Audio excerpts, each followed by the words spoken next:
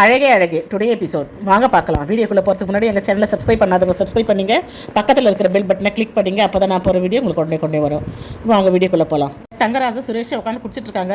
அந்த நேரத்துக்கு ரேவதி வராங்க. ரேவதி வந்து ஏங்க இப்படி கல்யாணம் ஆகி 2 நாள் தான் ஆகுது, அவனை இந்த மாதிரி குடிக்க வச்சுருக்கீங்களே, இது நல்லாவா இருக்குது அப்படின்னு சொல்கிறாங்க.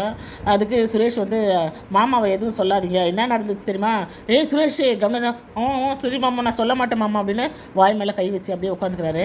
உடனே ஐயோ அங்கேருந்தா இவன் வந்து சும்மா இருக்க மாட்டான், எதனா உளருவான் அப்படின்ட்டு உடனே ராஜா ராஜா அப்படின்னு சொல்லிட்டு கூப்பிட்டு அந்த ராஜா கூட வந்து இவருக்கு வந்து வீட்டில் விட்டு வந்துரு அப்படின்னு சொல்கிறாங்க. சுரேஷ் வந்து காரில் இட்டு போயிட்டு வீட்டுக்கு விடுறதுக்காக அந்த ராஜா வந்து கூட்டிகிட்டு போகிறாரு. இங்கே பார்த்தீங்கன்னா ரேவதி வந்து தங்கராசு கை தாங்களாக கூட்டின்னு வந்து பெட்டில் படுக்க வைக்கிறாங்க. இங்கே சுரேஷ் வீட்டை காமிக்கிறாங்க. சுரேஷ் வீட்டில் வந்து மலரும் மதியம் உட்காந்து வாசப்படியில் வெளியே உட்காந்து பேசிகிட்டு இருக்காங்க. அந்த நேரம் பார்த்து பாக்கியராஜ் வந்து மலர் இருந்தால் சாக்லேட் அப்படின்னு சொல்கிறாரு. உடனே மதியை பார்த்துட்டு அப்படியே ஷாக்காகி நிற்கிறாரு. உடனே அதான் மதிக்கு தெரிஞ்சிச்சில் கொடுங்க சாக்லேட் கொடுங்க அப்படின்னு சொல்லிட்டு கேட்குறாங்க.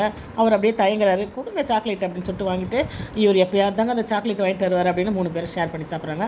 அப்படி பேசிகிட்டே இருக்கும்போது பார்த்திங்கன்னா அந்த ராஜான்றவர் காரில் வந்து சுரேஷை கொண்டு வந்து விடுவார். அப்போது கை தாங்களாக வந்து பாக்கியராஜ் பிடிச்சின்னு போயிட்டு ரூம்குள்ளே கொண்டு போய் விட்டுட்டு வருவார். அங்கே பார்த்திங்கன்னா ரூமில் விட்டுட்டு வெளியே வந்துட்டு கொஞ்ச நேரம் அப்படியே பேசிட்டு பாக்கியராஜ் மதியம் மலரும் உள்ளே போயிடுவாங்க.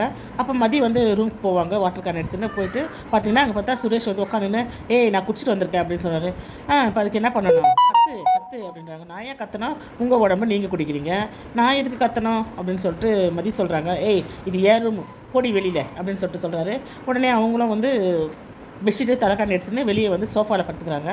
சோஃபாவில் படுத்துக்கிட்டு தான் எங்கே பார்த்தீங்கன்னாக்கா சுரேஷோட அப்பா வராரு. அவர் வந்து பார்க்குறாரு. பார்த்துட்டு என்ன இந்த பொண்ணு வெளியே படுத்துருக்கேன் அப்படின்னு சொல்லிட்டு ஒய்ஃபை கூப்பிட்றாரு. லக்ஷ்மி லக்ஷ்மி அப்படின்னு சொல்லிட்டு கூப்பிட்றாரு.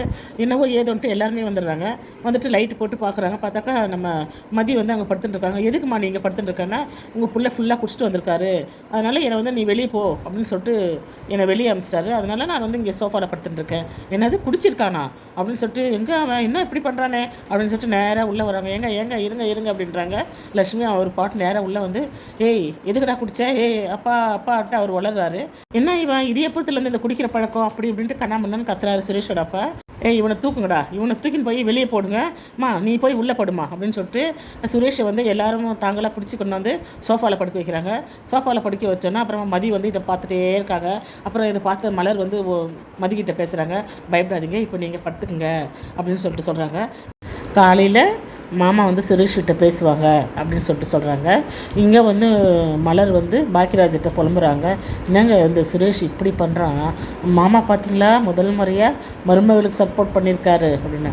ஆமாம், பின்ன அப்பாவுக்கு குடித்தா பிடிக்காதுல்ல, ஏன் உங்கள் மாமா குடிக்கலையா, அது தெரியாத உங்கள் அப்பாவுக்கு அப்படின்னு சொல்லிட்டு மலர் வந்து சொல்கிறாங்க. சரி வா அப்படின்னு சொல்லிட்டு பாக்கியராஜும் மலரும் உள்ளே போயிடுறாங்க. இதோட இந்த எபிசோட் முடிச்சிருக்காங்க.